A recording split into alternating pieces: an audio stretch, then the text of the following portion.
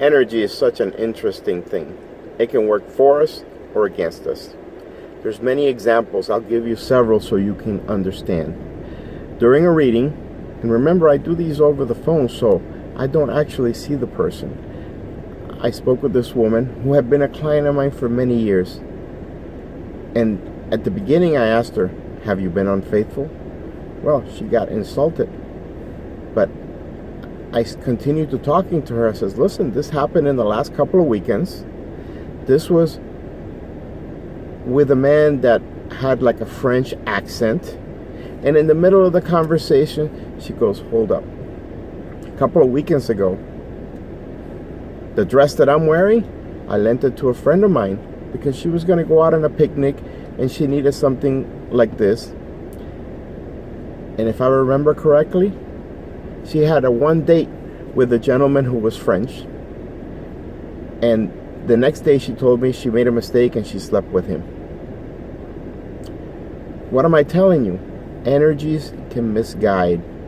Sometimes you can lend your hat to someone, and if that energy of that person is very confused, very problematic, you can actually take on some of those characteristics. I'm not saying this is something that happens all the time, but why risk it?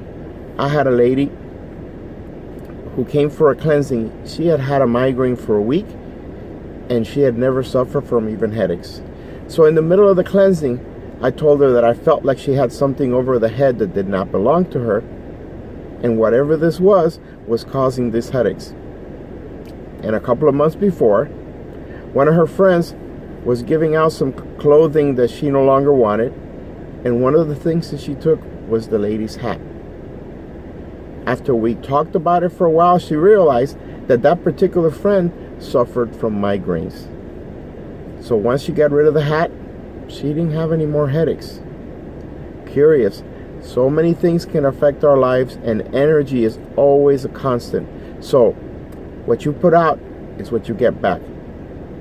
We often have doubts or negative thoughts. Those energies take on form and become powerful, and before you know it, it becomes an avalanche that we cannot stop. So always program yourself with positive self-talk. This doesn't have to be anything complex. You don't even have to go to therapy. If your situation is specific and you keep running into the same problem over and over, you need to reprogram your subconscious. Find somebody. Yes, therapy will work. Find a hypnotist. If you allow it and you truly want to change, hypnosis is a powerful tool and it can work. Now, you must deep down inside really want that change to come in order for that change to take hold. But for example, if you've always drank, think about the worst scenarios that have happened in drinking. And in one case, I remember a gentleman who had an uncle who died of cirrhosis of the liver. He had drank all his life. So I told him to start programming himself. I will stop drinking. I will not end up, I believe his name was Albert. I am healthy. Given himself, I am clean. Water is the best for me. All these positive reinforcements, and within a year, this gentleman has never touched another drop of liquor. Remember, once an alcoholic, always an alcoholic.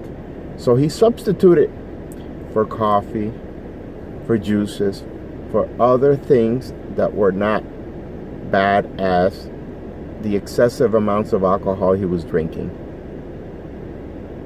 Till next time.